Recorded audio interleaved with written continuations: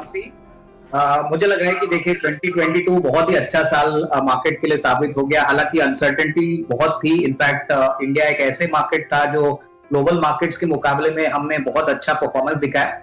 आने वाले साल के लिए मुझे लग रहा है कि जो ग्रोथ मोमेंटम कॉर्पोरेट सेक्टर के अर्निंग्स में हमने देखा है, जिस प्रकार से गवर्नमेंट ने टैक्सेस कलेक्ट किए हैं, जिस प्रकार से मार्केट आगे नंबर्स को देख रहा है, ग्लोबल अनसर्टेनिटी है। अगर यूरोस और यूरोप की बात करें तो इंडिया एक ऐसा मार्केट है जहां पे अभी बहुत सारे फॉरेन एफआईएस वेट कर रहे हैं और पैसा बाजार में डालने के लिए।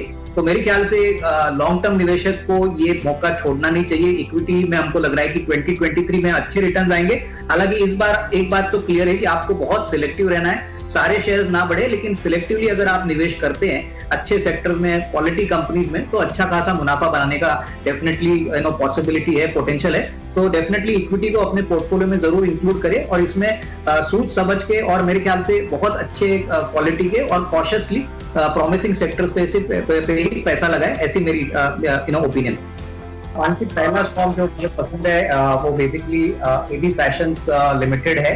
ये आदित्य बिरला ग्रुप की कंपनी है और बेसिकली अपैरल और गारमेंट्स स्पेस में काफी वेल एस्टैब्लिश्ड एक ब्रांडेड प्लेयर है। इनके दो डिविजन्स है, एक तो मधुरा गारमेंट्स है प्लस पैंटालून बिजनेस है, जो बहुत ही तेजी से और अच्छे तरीके से ये ग्रो हो रहा है। इनफैक्ट करीबन 26,000 डिस्ट्रीब्यूशन आउटलेट्स है इनके, करीबन 2,800 एक्सक्लूसिव शोरूम्स है। तो डिस्ट्रीब्यूशन सेटअप भी बहुत अच्छा है और काफी डिफरेंट कैटेगरीज में इन्होंने आइदर खुद का लॉन्च किया है या इन्होंने एक्विजिशन करके अपने प्रोडक्ट्स बोके को काफी बड़ा बनाया। इनफैक्ट Q2 के नंबर्स की बात करें तो 50% का रेवेन्यू बढ़ा है, करीबन 3,000 करोड़, 27% का कामकाजी मुनाफा बढ़ा है और पहली बार कंपनी ने प्रॉफिट 30 करोड़ का किया है। पूरे साल के लिए हमको लग रहा है कि इस साल कंपनी कम से कम 218-220 करोड़ का प्रॉफिट कमाएगी और FY24 में भी हमको लग रहा है कि ये ग्रोथ मोमेंटम जारी रहेगा, करीबन 300 करोड़ का प्रॉफिट आएगा।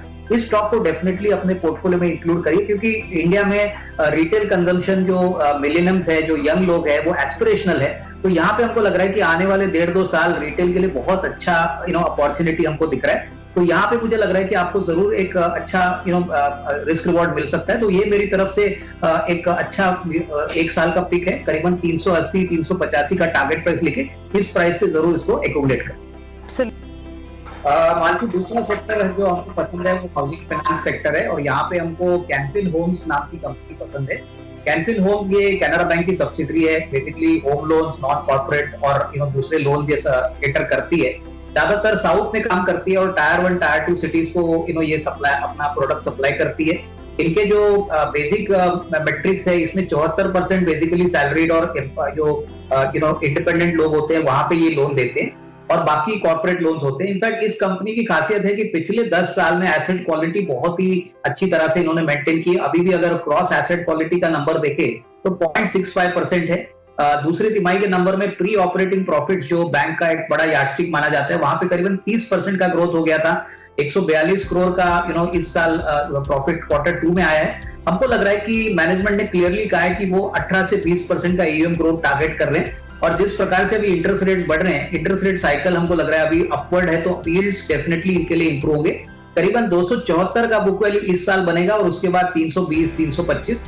तो वैल्यूएशंस इन्वेस्टर्स के फेवर में, करीबन 1.6 टाइम्स के price to adjusted book value पे ये स्टॉक FY24 में चल रहा है। तो हमारा मानना है कि यहाँ से भी करीबन 25% अपसाइड पॉसिबल है। तो करीबन 650 का टारगेट प्राइस लेके अगले साल के लिए ये स्टॉक आपको खरीदना चाहिए। तीसरा स्टॉक हमको पसंद है वो स्मॉल फाइनेंस बैंक के कैटेगरी में आता है और कंपनी का नाम है उज्जीवन स्मॉल फाइनेंस बैंक। इस बैंक में सबसे बड़ी जो पॉजिटिविटी हमने देखी कि पिछले 2-3 क्वार्टर से बैंक ने बहुत ही तगड़ा नंबर दिखाया। इनफैक्ट इनका जो डिसबर्समेंट ग्रोथ है, लोन बुक ग्रोथ है, वो करीबन 50-60% हो चुका है। कासा जो करीबन 23% था वो 27% बढ़ा है। रिटेल टर्म डिपॉजिट्स और कासा ये करीबन 70% सेकंड क्वार्टर में बढ़े।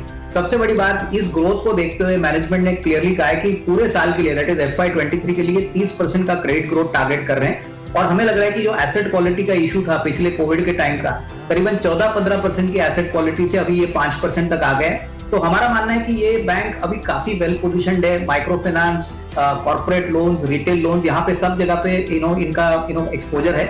सबसे बड़ी बात हमको लग रहा है कि इस साल, दैट इज FY23 के लिए मानसी करीबन 800 करोड़ का प्रॉफिट आएगा, जो पिछले साल नुकसान था, और 24 के लिए 1100 करोड़ का प्रॉफिट आएगा। तो कहीं ना कहीं मार्केट अभी भी इसको पूरी तरह से वैल्यूएशन नहीं दे रही। दूसरी बात, इनका रिवर्स मर्जर होने वाला है, Ujjivan small financial services Ujjivan small finance में मर्ज होने वाला है, तो ये भी एक ट्रिगर पॉइंट स्टॉक के लिए रहेगा। तो मेरा मानना है कि करीबन 23 रुपए के बुक वैल्यू पे आपको कम से कम 1.92 टाइम्स की प्राइस टू बुक वैल्यू मिलेगी। तो यहाँ पे करीबन 45 या 46 रुपए का टारगेट प्राइस अगले 10 से 12 महीने में पॉसिबल है। बहुत ही सस्ता बैंक है और इसमें डाउनसाइड काफी कम है। तो ये मेरी तरफ से तीसरा।